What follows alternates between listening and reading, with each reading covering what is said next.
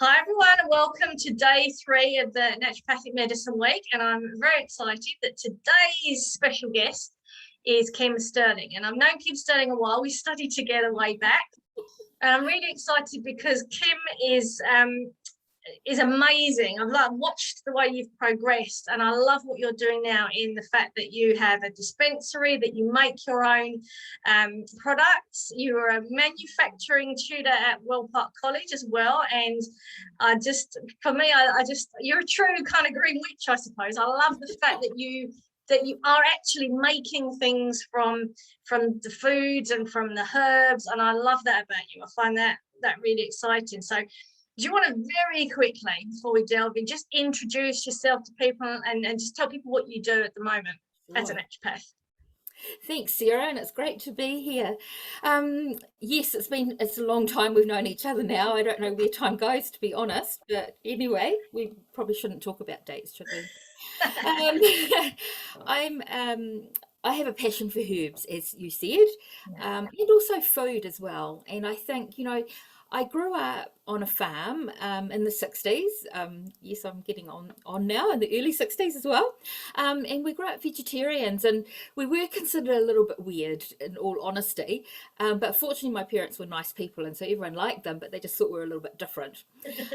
But one of the really neat things that my mum introduced us to, I suppose, is really thinking about what's on your plate. And, thinking about colour, and one of the things I love to say to people now is, eat a rainbow when you're eating. It's so important to get all of those different phytochemicals. So even though my mum was doing it back in the early 60s and right through in fact, we used to have our main meal at breakfast time, believe it or not. That's how different we were. Yeah. How you meant to, isn't it? Amazing. Eat breakfast like a king and eat dinner like a pauper. Absolutely. Yeah. But she would often sort of say, oh, no, we're missing a colour. And so she'd go off and bring that, and we'd have that added to our plate. So for her, it was a big focus. And so for me, it was too. And I guess, as I got older, and we'll talk a bit more about that probably later, but, I found that I had this real need to look more at plants and growing, what grew in the ground.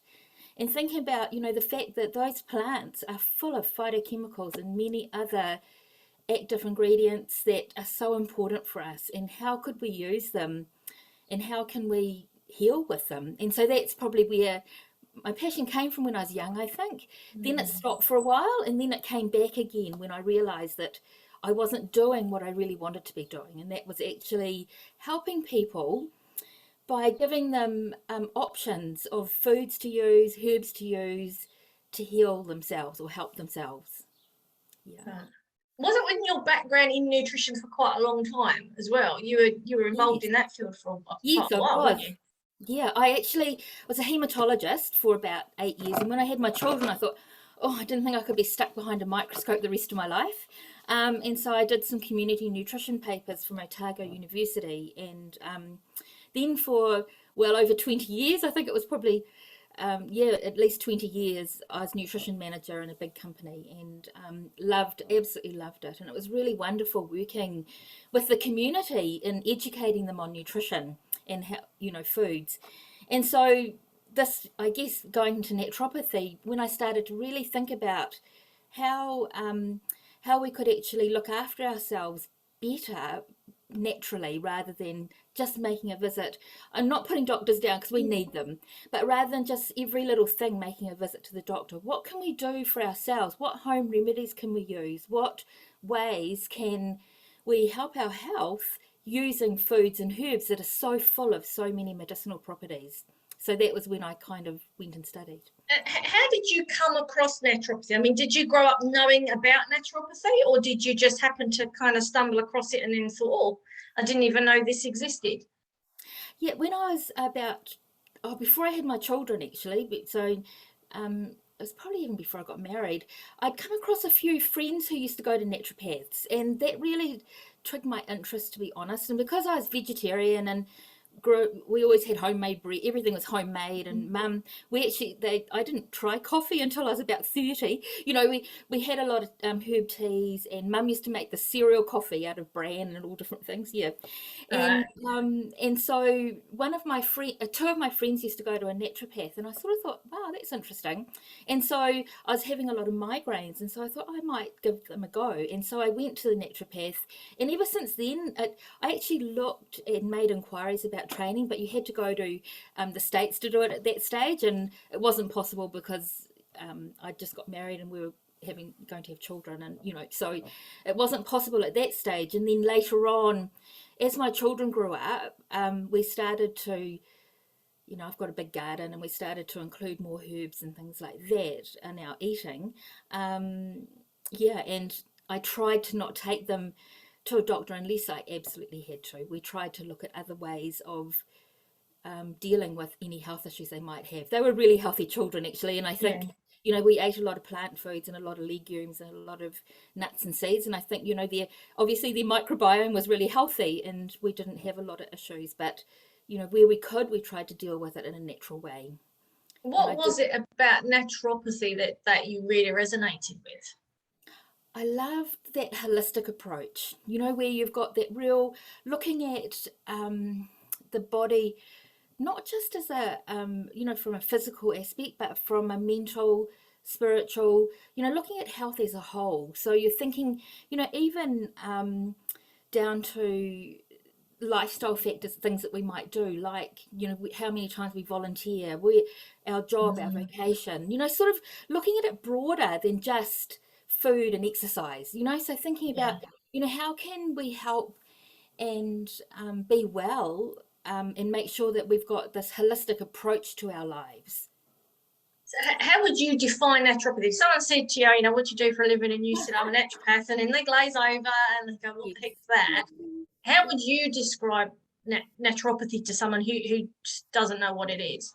Yeah, I would say that I feel that there are ways. Oh no, let me start that one again. I sort of think, when thinking about that holistic approach to life, I want to, if someone, if they come to me and they're wanting to know about how I can help them, I want to look at dealing with the actual cause of the problem, and not just, as a person, not as a disease, so you're looking at them and you're wanting to help them holistically, so that their body can help them heal, rather than just giving them something to heal. So I'm looking at their, when I do a script, they never just get a prescription of a supplement or a herbs. There's always other items, like lifestyle items, that go in with that script, so that it's a much more of a approach to a holistic way of looking at their health and well-being. So looking at the person, not at the condition, and then looking at the whole, everything that's going on in their life, to see what environment, it's the environment that might cause the disease. So trying to sort out the environment. Yeah. Right. Is there a causative factor that is actually sort of going or helping them or stopping them from healing? Cool. And what role do you think naturopathy has within healthcare? Because we've always been on the fringe. How do you see naturopathy kind of fitting into the medical system or the healthcare system? Oh, wouldn't it be just such a wonderful thing if we were able to be, my goal or dream in life was always to be part of a busy practice where there were other modalities there, and especially a GP and a physio or whatever, and that I would be there as the person that would be at the beginning of their health process, not at the end when they're really not the ambulance at the bottom of the cliff, but at the process where we're observing and helping them to live a holistic life, a healthy life, instead of waiting until they got sick. Seeing them when they're feeling there's something not quite right, but their bloods don't show up anything, and none of the test results show anything, so it gets ignored, and they sort of think they're okay, but deep in they know they're not feeling right. And so it's important that we, for me, I just see how amazing it would be that we could be like a I'm trying to think of the right word, Sarah, but like a person that does a health check every year to see where they're at, Yeah. what they need help with. A different, and age is different, isn't it? It changes. We have, I've entered into, I like to think of it as the wise woman years, but there's different stages in our lives, and if we can help people transcend those stages in their Yeah. lives as well, what a difference they could have. The opportunities we have is to bring joy back if we Oh can. yes, that word's come up a lot this week. It's Oh, has true. The that? joy is like that's a theme coming through. That if Mm. we bring joy back into our lives, that in itself is medicine. And the sometimes Totally. you're so busy just doing that you forget to. And I've learned this lesson myself. That the joy is a magic ingredient. Yes, for sure. So, That's yeah. cool. Do you tell us a little bit more about your story then? So you obviously grew up with parents that were considered weird. So how did you evolve to going into nutrition to then deciding, right, that this is it. Mm. Now I'm going to study naturopathy to how you practice now.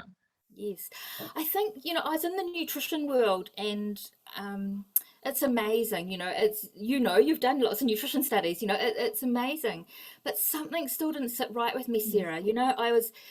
I felt that it was very the approach was very functional, and as people, we're all different. Our bodies all behave differently, and I had my concerns. That suddenly we're removing. I was in the era, I was teaching nutrition in the era when everything became low fat, and Yeah, and you're sort of thinking, we're changing these foods. They're not foods any longer. I was in the era where they started adding nutrients back into foods, and it just, crazy.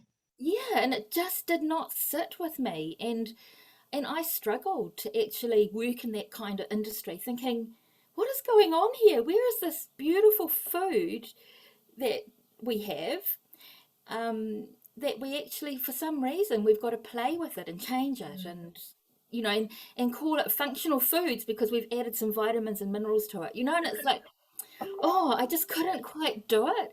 And so when I started really thinking about it a lot more, I realized that for me, my passion in nutrition was around whole food, eating food as it's growing.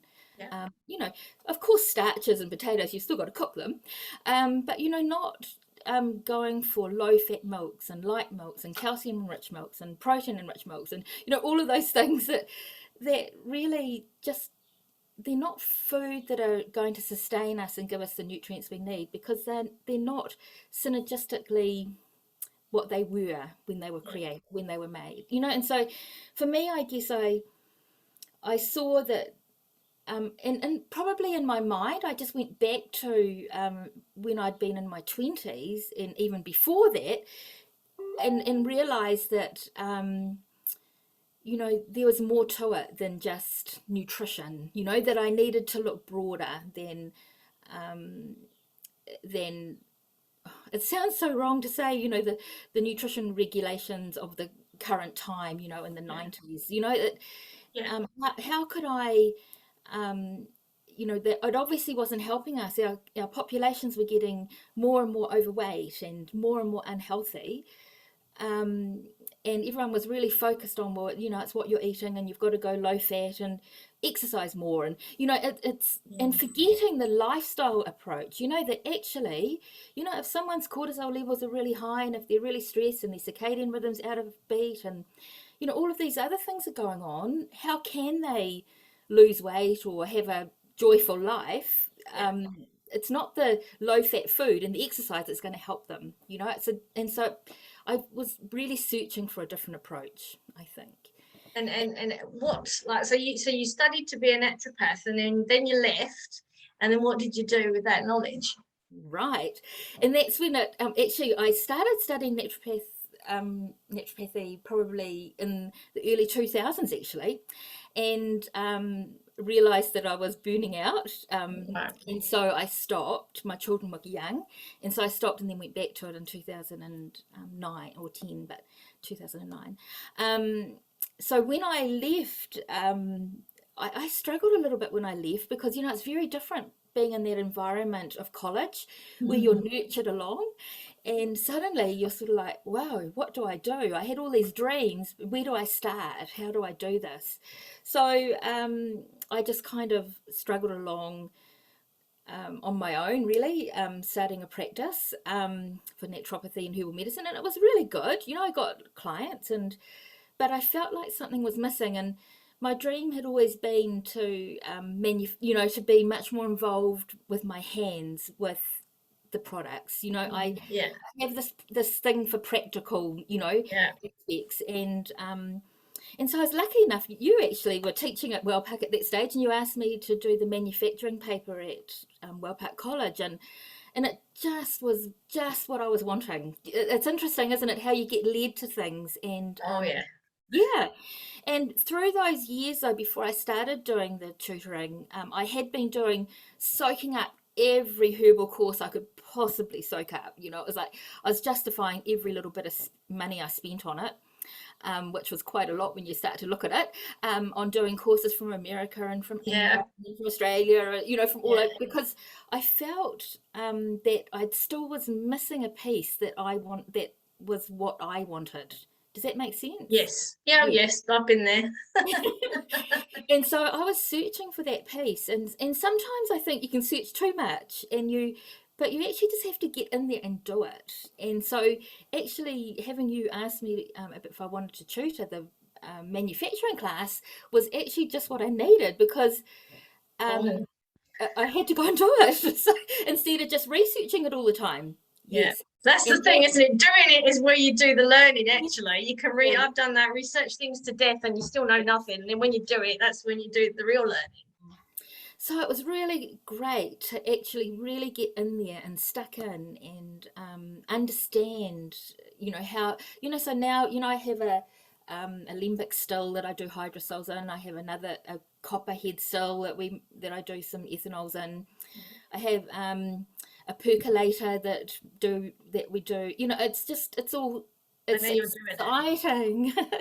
And you had, that's it, the herbal teapot company. You were making beautiful herbal teas around that time anyway, and you had a stall at the market, didn't you, in Clevedon? Yes, yes, I loved that. Out at Clevedon Farmers Market for 4 years, it was really a fun place to be, and there was a growing.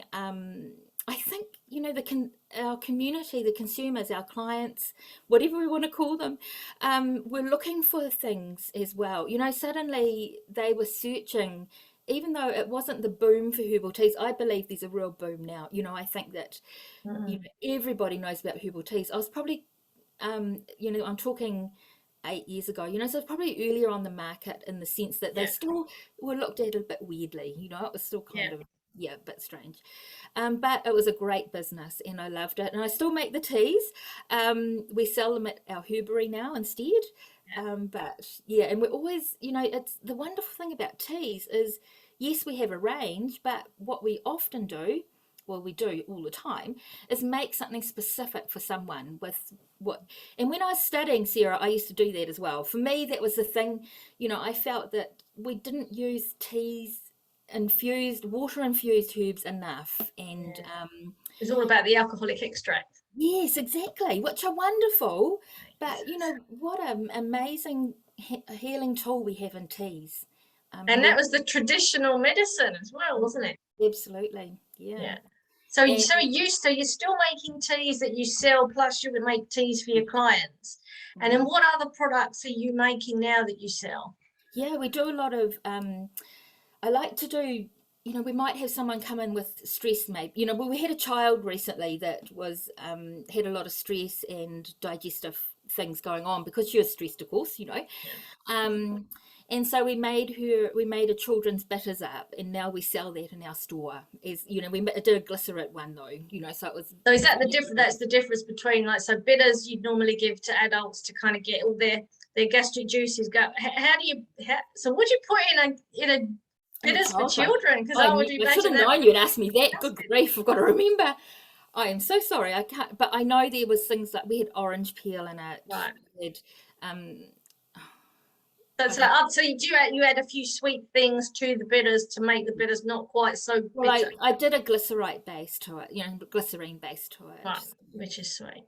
Yeah. Cool. And you obviously see quite a few children as well as adults. Yes, we go through stages, like just before lockdown, we were babies. It was suddenly eczema, it's just eczema. It was, yeah, I haven't seen so much eczema as I've seen this year, I don't think. And so would you normally, so you'd make up, like for children, you'd make up creams, or you'd make up, like, do you make jellies or like herbal lollies and things like that, or what? Most of the ones we've seen, we've been a bit young for that. So we've done creams, and then of course, mum, if she was breastfeeding, probiotics and gut, and diet for mum as well. It's about looking at what she was eating, but a couple of them were children that were just going onto solids, and so we sort of looked at how we could address, maybe change back the solids and address the gut a bit, and then move back slowly onto the foods that they'd been eating prior to that. So so a bit of a different approach with little ones like that, but with children, with slightly older children, I tend to use one of the metagenic products, which is really nastily sweet, and so I give the mums a recipe to make it into gummies for that reason. And so you use a product that you buy and you turn that into gummies. That's so cool. And mostly we've had, because the mums really want to get it dealt with, they're really happy to.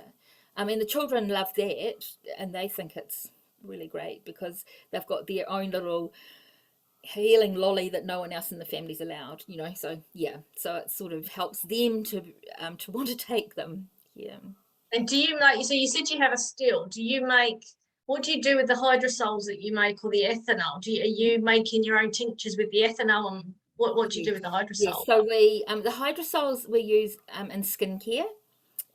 So if I still use a vitamin E cream often that I get from MediHerb, and steam the extracts a little bit so that they're a lot thicker, so that the mix doesn't go too runny. But with the hydrosols, if we're making creams or specific or suppositories, even, I've used them in as well. The hydrosol, they're so wonderful, hydrosols. I actually drink the hydrosols myself. Oh, so that, and it's just for people that don't know, hydrosol is like a flower water, isn't it? It's what's left over when you just. Yeah, so it's got the essence of the flower, and that's for sure. Yes. Oh, and what do you think you make the most? That's probably your favourite thing, or that people seem to love, that you make a lot of? I think when we have people come into our clinic, I have this amazing business partner, Barbara, and we created our business, and we love it. It's like this at the moment. It's so hard not going there. So it's like no. But we have this ability. We work off each other really well, And if one of us has got something going on with the clients will usually ask them permission if we can talk over with our partner, and so between us we can come up with such good products for them. So probably the one thing we make the most, I would say, would be anxiety blends using glycerate, using glycerine.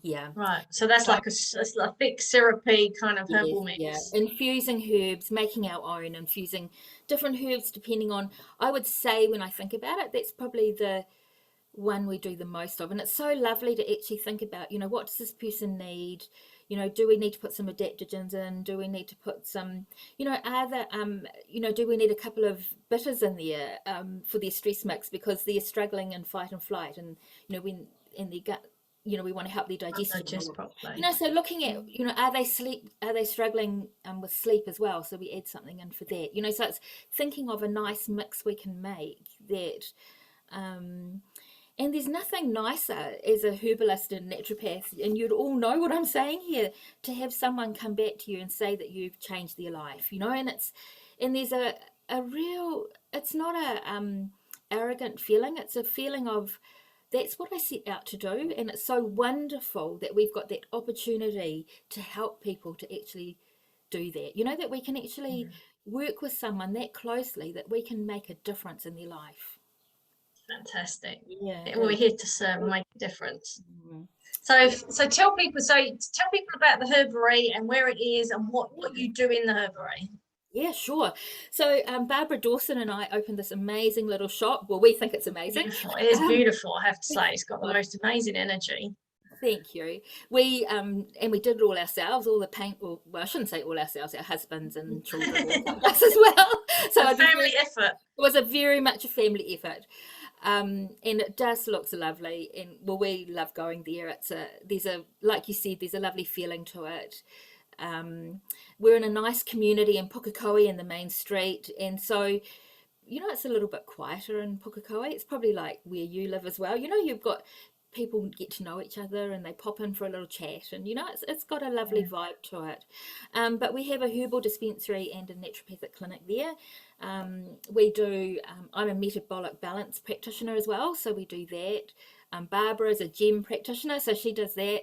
We also do lymphatic. We love lymphatics. We use the Chelsea Gene lymphatic system, where we can help and train people to do their own help with their own lymphatic drainage as well. So we have lots of things, but then our big passion is herbs.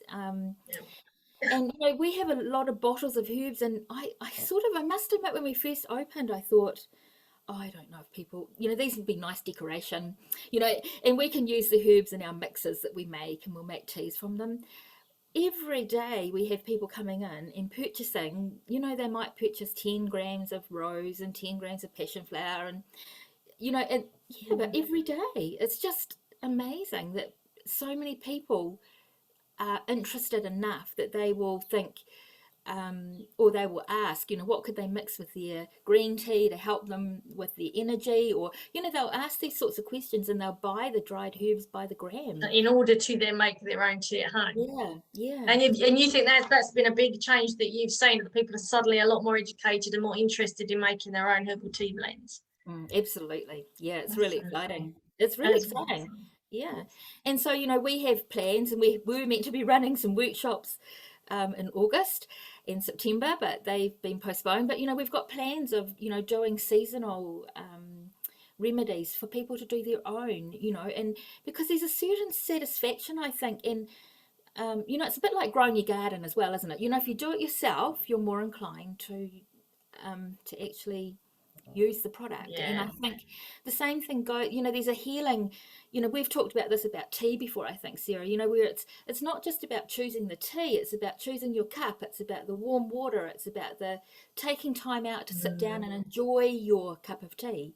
Well, the same thing goes, I think, with remedies. If you can make up something for spring, we had the Herbal Association, one of the Herbal Federation groups, come to our just before lockdown. Actually, it was really great, and we showed them how to make a